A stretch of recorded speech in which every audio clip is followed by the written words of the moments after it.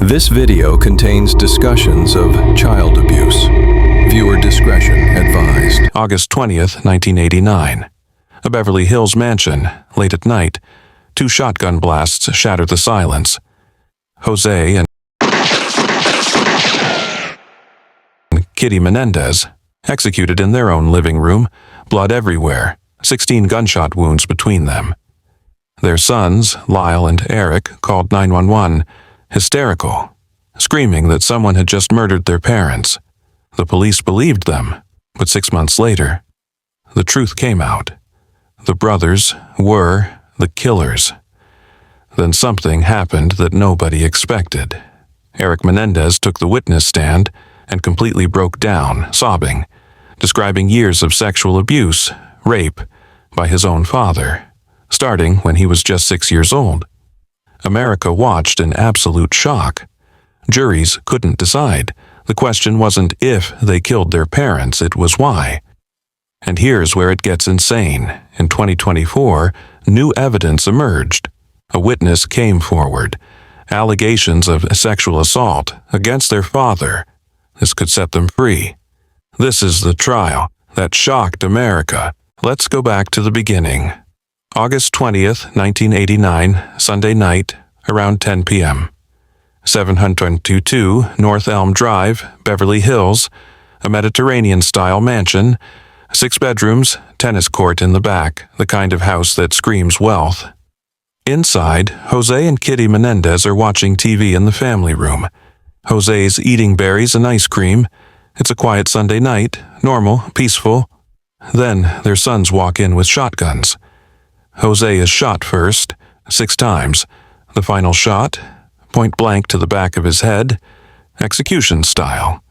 He never had a chance to stand up. Kitty tries to run. She's crawling toward the hallway, desperate to escape. She's shot in the leg, then the arm, then the chest. Erik runs out of ammunition, so he runs back to the car, reloads, comes back inside, and shoots his mother in the face. 10 shots total for Kitty. The brothers then leave the house. They drive to a movie theater. They buy tickets for Batman. They need an alibi. At 11:47 p.m., they call 911. Lyle is screaming, hysterical. "Someone killed my parents. Someone killed my parents." Erik is sobbing in the background. The police arrive. They see 2 devastated sons. They believe them. This looks like a mob hit. Jose was a wealthy entertainment executive. Maybe he had enemies. But then, something doesn't add up. Within days of the funeral, Lyle and Erik go on a spending spree. Rolex watches, a Porsche, a restaurant investment, courtside seats at NBA games, a full-time tennis coach. In 6 months, they burn through $700,000. Detectives start asking questions. Why aren't these brothers grieving? Why are they spending money like it's going out of style? Then, in March 1990, a breakthrough. Erik's therapist, Dr. Jerome Oziel, contacts the police. He says Erik confessed during a therapy session. Erik told him everything, how they planned it, how they bought the shotguns in San Diego, how they killed their parents. March 8th, 1990, Lyle is arrested outside the mansion. March 11th, Erik flies back from Israel and turns himself in. They're charged with first-degree murder. Special circumstances. If convicted, they could face the death penalty. But here's what nobody expected. The defense wasn't going to deny they killed their parents. Instead, they were going to argue something that would divide the entire country. And it all started with a confession, caught on tape. For 6 months, this case went absolutely nowhere. Detectives looked at Jose's business dealings. He was a ruthless executive at RCA Records. He'd made enemies, fired people, stepped on careers. Maybe someone wanted revenge. The crime scene looked professional. Shotguns, execution style, no forced entry. This had all the hallmarks of a mob hit. But every lead went cold. No suspects, no witnesses, no physical evidence pointing to anyone outside the family. Meanwhile, Lyle and Erik, they're living like lottery winners. Lyle buys a Porsche Carrera, a Rolex. He invests $300,000 in a restaurant. Erik hires a full-time tennis coach at $60,000 a year. They're courtside at Lakers games, front row at concerts, living in luxury condos, and detectives are watching all of it. Something feels off. These brothers aren't acting like grieving sons. They're acting like they just inherited a fortune, which of course they did. Then, in March 1990, everything changes. A woman named Judalon Smythe walks into the Beverly Hills Police Department. She's the girlfriend of Dr. Jerome Ozio, a psychologist. And she tells detectives something explosive. Erik Menendez confessed to the murders during a therapy session, and Dr. Ozio recorded it. The confession is on tape. Detectives immediately get a warrant. They seize the tapes from Dr. Ozio's office, and when they listen, it's all there. Erik describing how they planned it, how they bought the shotguns in San Diego days before, how they walked into that family room and opened fire. March 8, 1990. 6 months after the murders. Police move in. Lyle is at the mansion on Elm Drive. Detectives surround the property. They knock on the door. Lyle answers. He's calm. Almost expecting this, they read him his rights and arrest him for the murder of his parents. But there's a problem. Erik isn't there. He's in Israel. He flew there right after the murders, supposedly to play in a tennis tournament, but really, he's hiding. When Erik hears his brother's been arrested, he panics. His lawyer tells him to come home, face the charges. So, on March 11th, Erik boards a flight back to Los Angeles. He lands at LAX, walks through the terminal, and waiting for him, a wall of cameras, reporters, police. He's wearing a black leather jacket, sunglasses. He looks terrified. He's arrested the moment he steps outside. Handcuffed, led away, the cameras capture everything. Both brothers are now in custody. They're charged with first-degree murder with special circumstances. In California, that means they're eligible for the death penalty. The prosecution has the confession tapes. They have the spending spree. They have motive, $14 million in inheritance. This looks like an open and shut case. But then the defense does something nobody saw coming. They don't deny the brothers killed their parents. Instead, they claim it was self-defense. Self-defense? Against their own parents? In their own home? The prosecution laughs it off. The media calls it absurd. But the defense attorney, Leslie Abramson, she's dead serious. Because she knows something the public doesn't. A dark family secret, years of abuse, and a story so disturbing that when Erik finally tells it on the witness stand, it will change everything. Before we jump into this case, I need your help. Hit the like button, subscribe, and turn on notifications, because cases like this need to be studied, understood, and remembered. In the comments, write your city and what time you're watching. This helps me publish investigations when they'll reach the most people who need to hear these stories. If you want to support this channel's deep dive investigations, click the Super Thanks button below or join as a channel member for exclusive behind-the-scenes content and early access to new cases. This channel exists to examine cases that shocked the justice system, cases where the truth wasn't black and white. Every investigation I publish teaches us something about the legal system, family dynamics, and how abuse gets hidden. Watch the other videos on this channel, because understanding cases like the Menendez brothers could change how you see justice, trauma, and accountability. Thank you for being here. The prosecution's case was simple, brutally simple. Lyle and Erik Menendez killed their parents for money, $14 million to be exact. Jose's life insurance policy, the Beverly Hills mansion, investment accounts, stock portfolios, real estate holdings. When you added it all up, the brothers stood to inherit a fortune. Leading the prosecution, Deputy District Attorney Pamela Bozanich, tough, relentless, no nonsense. And she had a theory. These weren't traumatized sons acting in self-defense. These were spoiled, entitled rich kids who wanted their inheritance early, and they were willing to kill for it. But to prove first-degree murder, Bozanich needed to show premeditation, that this wasn't a spontaneous act, that the brothers planned it. Carefully, methodically. And the evidence, it was overwhelming.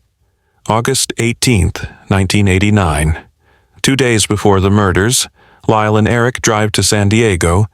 They walk into a Big 5 sporting goods store, and they buy 2 Mossberg 12-gauge shotguns. But here's the thing. They don't use their real names. They use fake IDs. Why San Diego? Because California has a 15-day waiting period for gun purchases. But the brothers knew something. If they bought the guns out of their home county, the waiting period didn't apply in the same way. This wasn't impulsive. This was calculated. The prosecution presented even more. Witnesses testified that Erik had been asking questions, researching how to commit the perfect murder, how to avoid getting caught. One friend said Erik asked about hiring a hitman. Another said he talked about untraceable weapons. These weren't casual conversations. These were reconnaissance missions. The prosecution laid out a timeline, weeks of planning, the gun purchase, the fake IDs, the alibi at the movie theater, the hysterical 911 call. Every detail was orchestrated. And then there was the spending. Remember that $700,000? The prosecution brought receipts, literally. September 1989, 1 month after the murders. Lyle buys a Porsche Carrera, $64,000. A Rolex President watch, $15,000. Courtside Lakers tickets, restaurants, clothes, a business investment. Erik, he hires a full-time tennis coach, $60,000 a year. He takes a trip to London, first class, 5-star hotels. This is how grieving sons behave? Pamela Bozanich stood in front of the jury and painted a picture. 2 entitled young men, raised in luxury, but not satisfied. They wanted it all. And they wanted it now. She argued they killed their father because Jose was controlling. He threatened to cut them out of the will. He discovered Lyle had been forging his signature. The brothers panicked, so they eliminated the problem. And Kitty, she was collateral damage. They couldn't leave a witness, so they killed her too, reloaded the shotgun, and shot her in the face while she crawled away begging for her life. Pamela Bozanich looked at the jury and said something that would define the entire trial. They didn't kill out of fear, they killed out of greed. And then the prosecution played their ace, the therapy session tapes, Dr. Oziel's recordings, Erik's voice, describing the murders in chilling detail. The jury heard Erik admit to the killings. They heard him describe the planning, the execution, the cover-up, in his own words, no filter, no spin, just the raw truth. The prosecution rested their case. They had motive, they had premeditation, they had a confession. This was first-degree murder, no question. But then the defense stood up, and Leslie Abramson was about to tell a story that would turn this entire trial upside down. But before we hear what the defense had to say, we need to stop for a moment. Because in all the legal arguments, the spending sprees, the shotguns, and fake IDs, it's easy to forget something. 2 people died that night. 2 human beings. So, who were Jose and Kitty Menendez? Really? Jose Menendez escaped Cuba in 1960. He was 16 years old. He came to America with nothing, no money, no connections, just ambition. He put himself through college, worked his way up in the entertainment industry. By 1989, he was an executive at RCA Records. Then he became CEO of Alive Entertainment, a self-made millionaire, the American dream personified. Kitty was a former beauty queen, smart, talented. She had dreams of her own, but she gave them up to be a wife and mother, to raise Lyle and Erik in that Beverly Hills mansion. Neighbors saw them as the perfect American family, the successful father, the devoted mother, 2 sons with bright futures, tennis lessons, private schools, everything money could buy. And on August 20th, 1989, Jose and Kitty Menendez were executed in their own living room, shotgunned to death by their sons while watching television. The prosecution wanted the jury to see them as victims, loving parents murdered for money. The defense wanted the jury to see them as monsters, abusers who got what they deserved. The truth? It's far more complicated than either side was willing to admit. October 1993, the first Menendez trial. Courtroom D in the Van Nuys Superior Court. The prosecution has rested. They've presented their case, motive, premeditation, confession tapes. It looks insurmountable. And now, the defense calls their first witness, Erik Menendez. He walks to the witness stand, 23 years old, thin, pale. He's wearing a sweater. He looks terrified. The entire courtroom goes silent. His attorney, Leslie Abramson, stands up. She's one of the best defense lawyers in California. Aggressive, strategic, and she knows exactly what she needs to do. She doesn't start with the murders. She doesn't start with the abuse. She starts with Erik's childhood. Princeton, New Jersey. The early years. Before Beverly Hills, before everything fell apart. Erik describes a normal childhood. At first, soccer practice, school, family dinners. His father was successful. His mother was loving. From the outside, they looked like the perfect American family. But then, Abramson asks a question, a simple question. Erik, when did things change? And Erik pauses. His voice drops. He looks down, and he says something that makes the entire courtroom lean forward. When I was 6 years old. But Erik's testimony wasn't just happening inside that courtroom. It was happening everywhere. Because this trial, it was being broadcast live. Wall-to-wall coverage on court TV, cameras in the courtroom. Millions of Americans watching from home. This was appointment television. The O.J. Simpson trial was still a year away. The Menendez brothers were the first major televised murder trial of the 90s. And America was obsessed.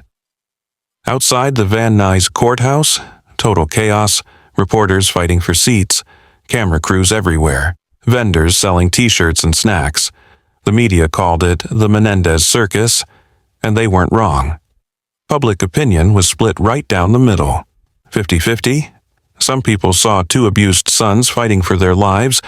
Others saw two spoiled rich kids who murdered their parents for money. And here's what's fascinating. The divide wasn't random. Women tended to believe the abuse claims. Men were more skeptical. Even the jury reflected this split. Female jurors leaning toward manslaughter, male jurors pushing for first-degree murder. The case became a pop culture phenomenon. Saturday Night Live did parodies. John Malkovich and Rob Schneider mocking Erik and Lyle's tearful testimony. Comedy clubs turned the brothers into punchlines. Talk shows debated it endlessly. Was it abuse or manipulation? Self-defense or cold-blooded murder? Everyone had an opinion, and everyone was watching. Celebrity spectators showed up to watch the trial in person. Reporters described physical altercations breaking out over courtroom seats. This wasn't just a trial anymore, it was entertainment. One reporter called it a national game show or cartoon. The serious legal questions, abuse, trauma, self-defense, were getting lost in the spectacle. The Menendez brothers weren't just defendants, they were characters in America's favorite drama. But inside that courtroom, away from the cameras and the circus, something real was happening. Erik Menendez was testifying about years of sexual abuse, and whether you believed him or not, his testimony was about to change everything. The media circus would rage for months. The first trial would end in a hung jury, deadlocked. The jurors couldn't agree, so they'd have to do it all over again. But the second trial, that would be different. The judge would limit the abuse testimony, the cameras would be banned, and the outcome? It would shock everyone who thought the brothers might actually walk free. But we're getting ahead of ourselves, because right now, in October 1993, Erik is still on that witness stand. And what he's about to describe is so disturbing, so detailed, that even the most skeptical jurors will have to listen. The media wanted a circus. The prosecution wanted a conviction. The defense wanted acquittal. But Erik Menendez, he just wanted someone to believe him. And for the next several days he would tell his story, every horrifying detail, and America would watch. But before Erik could tell his story, there was evidence the jury almost never heard. Evidence that nearly destroyed the defense before it even began. Dr. Jerome Ozio, a Beverly Hills therapist. After the murders, both brothers went to see him for counseling, and Dr. Oziel did something unusual. He recorded their sessions. On those tapes, Erik and Lyle confessed. They admitted to killing their parents. They described how they did it, where they bought the shotguns, how they planned it, everything. The defense fought desperately to keep those tapes out of court, therapist-patient privilege, confidentiality. These sessions were private, protected by law. But the prosecution had a counter-argument. Dr. Oziel's girlfriend, Judalon Smith, testified that Oziel was terrified during those sessions, that he feared the brothers might kill him too. And under California law, if a therapist believes they're in danger, the privilege doesn't apply. The judge ruled in favor of the prosecution. The tapes were admissible, and just like that, the defense's biggest nightmare became reality. When the jury heard those tapes, they heard Erik's voice, cold, calculated, describing how they planned the murders, where they parked the car, how they entered through the den, which shotgun each brother used. And here's what was devastating. On those tapes, no mention of abuse, no mention of fear, no mention of self-defense, just two brothers plotting to kill their parents. The prosecution played those tapes over and over. Listen to them, they told the jury. Do they sound like abuse victims, or do they sound like cold-blooded killers who wanted their parents' money? The defense was in trouble. How do you convince a jury your clients were terrified abuse victims when they're on tape calmly discussing murder? How do you explain that contradiction? Leslie Abramson had one card left to play. Context. Yes, the brothers confessed on those tapes, but those sessions happened months after the murders, after years of alleged abuse, after a lifetime of terror. The defense argued that by the time the brothers saw Dr. Oziel, they'd already rationalized what they'd done. They'd convinced themselves it was survival. That's why they sounded calm. That's why they didn't break down crying on those tapes. But would the jury buy it? Could the defense overcome those recordings? Or would Erik's upcoming testimony about abuse be drowned out by his own voice on tape, coldly describing murder? The tapes were in. The damage was done. And now Erik Menendez would have to take that witness stand and convince 12 jurors that, despite what they heard on those recordings, he and his brother were victims, not monsters. October 1993. Erik Menendez takes the witness stand. The courtroom is silent. What he's about to describe will be some of the most disturbing testimony in American legal history. Leslie Abramson asks him when the abuse began. Erik's voice is quiet. I was 6 years old, he says. My father told me it was a game, something fathers and sons did together. He describes what his father called massages, sessions that would happen in Jose's bedroom, in hotel rooms during business trips, in the family's vacation home. Erik says his father would touch him inappropriately, force him to perform acts, and eventually rape him. The abuse continued for years, from age 6 to age 18. Erik testifies that as he got older, the assaults became more violent. His father would threaten him. If you tell anyone, I'll kill you. No one will believe you anyway. And his mother? Erik claims Kitty knew. She walked in on them once when Erik was 8 years old. She saw what was happening, and she turned around and walked away. She never stopped it. She never protected him. Erik describes his mother's emotional abuse. She would call him weak, pathetic. She told him he was destroying the family, that he was the problem, not his father. The psychological torture compounded the physical abuse. Then Erik describes the week before the murders. He and Lyle had confronted their father. They told him the abuse had to stop. Jose's response? You're men now, you can take it. And according to Erik, Jose threatened to kill them if they ever told anyone. Erik testifies that he and Lyle believed their father would kill them. That's why they bought the shotguns. That's why they went into that den on August 20th, 1989. Not for money, for survival. Now, here's what makes this testimony so compelling to some jurors and so suspicious to others. It's not just what Erik says, it's how he says it, his body language, his vocal patterns. And whether you believe him or not, The physical evidence of his emotional state is undeniable. Watch his eyes. Throughout the testimony, Erik's eyes dart to the left.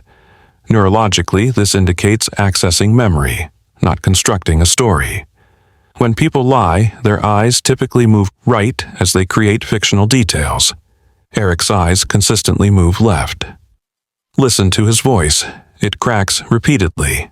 This isn't acting. Voice cracks are caused by involuntary vocal cord constriction, a physiological response to emotional distress. You can't fake this consistently for hours of testimony. Notice his response time. When Abramson asks questions, Erik answers immediately. No hesitation, no pauses to construct answers. Research shows that liars typically pause 2 to 3 seconds before responding. Erik's answers are instant. And his facial expressions, micro-expressions of genuine distress. His eyebrows pull together, his jaw tightens, his lips tremble. These are involuntary muscle movements that occur during real emotional pain. Actors can't sustain these expressions for extended periods without breaks. Erik testifies for days, hours and hours of detailed, consistent testimony. Maintaining this level of emotional intensity without breaking character would be nearly impossible if he were lying. The human body can't sustain fake distress signals this long. But the prosecution isn't buying it. Deputy District Attorney Pamela Bozanich begins her cross-examination, and she's brutal. "You're lying, aren't you?" she says. "You killed your parents for money. You spent $700,000 in 6 months. You bought Rolex watches and Porsches. This abuse story, it's a performance, and you're a very good actor." Erik tries to respond. His voice shakes. "No, that's not..." He can't finish the sentence. His breathing becomes rapid, shallow. He's hyperventilating. And then he breaks, completely. He starts sobbing uncontrollably. He can't speak. He can't breathe. The judge calls a recess. Erik is helped off the witness stand. He's collapsed. The courtroom is in chaos. Some jurors are crying. Others look skeptical. The prosecution thinks they've exposed a liar. The defense thinks they've proven genuine trauma. And the question remains, is Erik Menendez a victim, or is he the greatest actor anyone has ever seen? The testimonies are over. The closing arguments are finished. The case goes to the jury. But here's what most people don't know. There weren't just 12 jurors deciding this case. There were 24. The judge made an unusual decision. Because Erik and Lyle were tried together but faced separate charges, he split them into 2 juries. 12 jurors for Erik, 12 different jurors for Lyle. Same evidence, same testimonies, 2 completely separate deliberations. January 1994. Both juries begin deliberating. The prosecution is confident. They have the confession tapes, they have the spending spree. They have 2 brothers who lied about the mafia. This should be straightforward. First-degree murder. Life without parole. But days pass, then a week, then 2 weeks. The juries are deadlocked. 16 days of deliberation for Erik's jury. 20 days for Lyle's.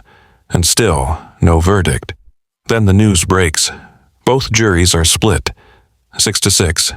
Exactly down the middle. Half the jurors believe the abuse defense, half think it's a complete fabrication. Erik's jury, 6 for manslaughter, 6 for first-degree murder. Lyle's jury, identical split. Think about what this means. 12 people heard Erik's testimony, watched him break down, analyzed his body language. 6 of them believed every word. 6 of them thought he was lying. Same evidence, completely opposite conclusions. Inside those jury rooms, the arguments were fierce. Some jurors saw abused children who finally fought back. Others saw entitled rich kids who murdered their parents for money. And neither side could convince the other. The jurors who believed the abuse argued for manslaughter. They were afraid. They acted in the heat of passion. This wasn't premeditated murder, it was survival. But the other half pointed to the shotguns, the planning, the lies, the spending spree. This was calculated, cold-blooded, first-degree murder.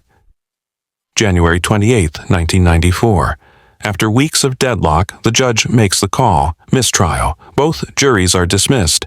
Erik and Lyle Menendez will not be convicted, but they won't be acquitted either. The case will have to be tried again. America's reaction mirrored the jury's. Half the country believed the brothers.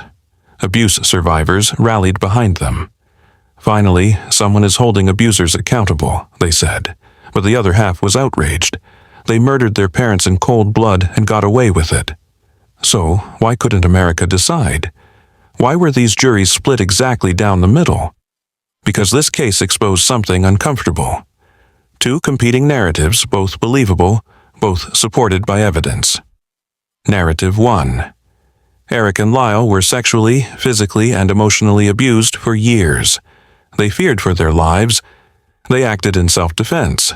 The spending spree, trauma response, the lies, shame and fear, the calm demeanor, dissociation. Narrative 2. Erik and Lyle wanted their parents' fortune. They planned the murders. They lied about the mafia. They spent $700,000 celebrating. The abuse story, a calculated legal strategy, the tears, performance, and America was split. Just like those juries, 6-6, but the prosecution wasn't done. They would try again, and this time, things would be very different. In September 2024, everything changed. Ryan Murphy's Netflix series, Monsters, The Lyle and Erik Menendez Story, dropped on September 19th, starring Cooper Koch and Nicholas Alexander Chavez. Episode 5 featured a 30-minute, single-take courtroom scene recreating Erik's testimony.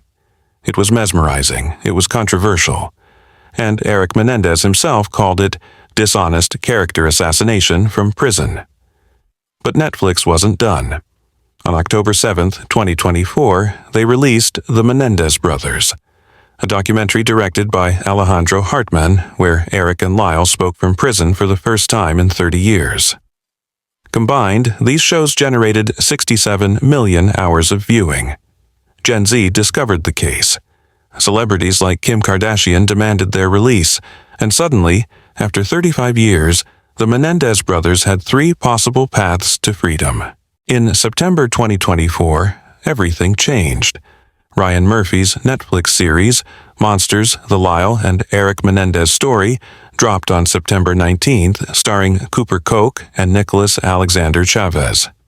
Episode 5 featured a 30-minute, single-take courtroom scene recreating Erik's testimony.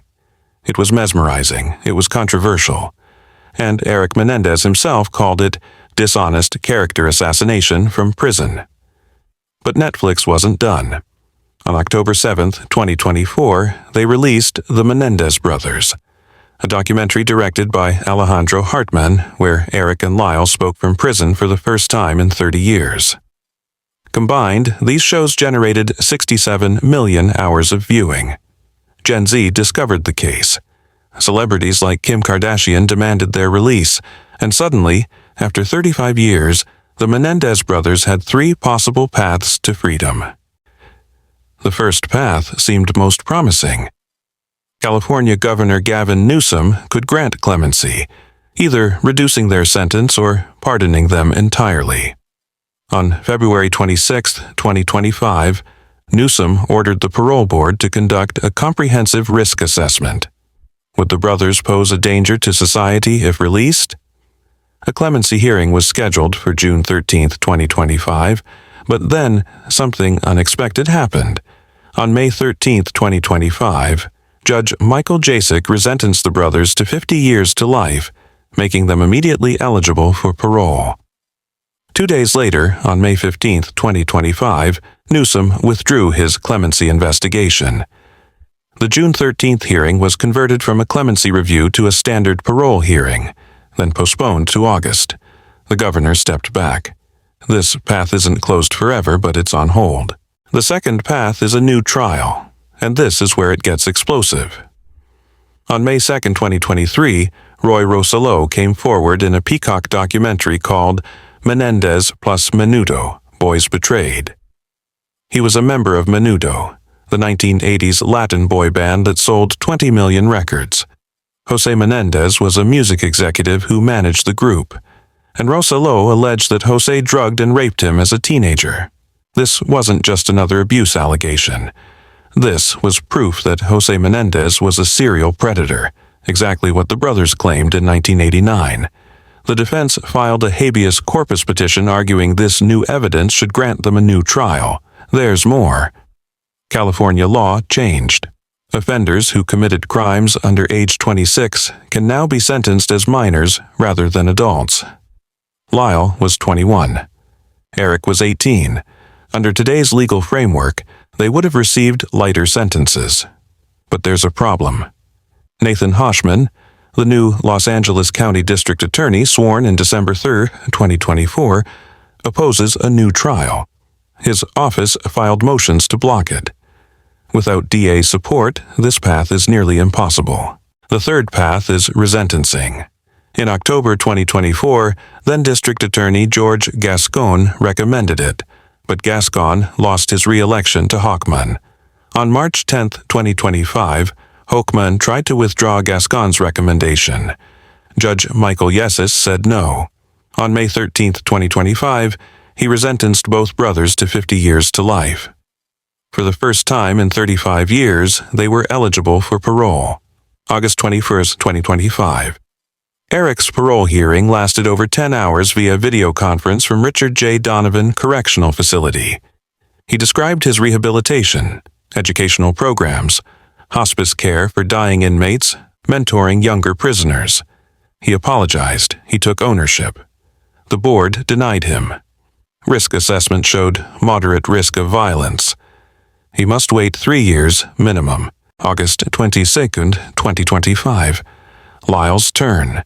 Same video conference setup, same 10-hour marathon hearing. But the board cited something specific: witness tampering during the original trial. Lyle had asked a witness to lie. They also noted ongoing antisocial behavior in prison, violations that raised red flags about his rehabilitation. Both brothers denied. Their next chance? 2028. 3 years minimum before they can reapply, or sooner with exceptional good behavior. But they'll have to convince a parole board that after 39 years behind bars, they're no longer a threat. Even their own family can't agree. Joan Anderson Vander Molen, Kitty's sister, testified at the resentencing hearing. She said, "The whole world wasn't ready to believe that boys could be raped or that young men could be victims of sexual violence. We know better now. A jury today would never deliver such a harsh sentence." 24 family members support their release. But Milton Anderson, Kitty's brother, sees it differently. His lawyer called the brothers cold-blooded and said Jose was shot 6 times and Kitty was shot 10 times, including a shot to her face after Erik reloaded. Their actions shattered their family and left a trail of grief that has persisted for decades. He believes they should die in prison. The divide in their family mirrors the divide in America: victims who snapped or killers who lied. The first trial ended in a hung jury because America couldn't decide. But the second trial, that's where everything changed. The judge made one ruling that sealed their fate for 35 years. In Episode 2, we'll break down what happened in that second trial, why the abuse testimony was limited, how the prosecution turned the jury against them, and the moment Lyle and Erik heard the words, "guilty, first-degree murder, life without parole." Because if you think this story is shocking now, wait until you see what the second trial revealed about the legal system, media manipulation, and why these brothers are still fighting for freedom in 2025. Drop a comment below. Do you believe they were abused, or do you think they're master manipulators who killed for money? I'll see you in Episode 2, The Family Dynamics.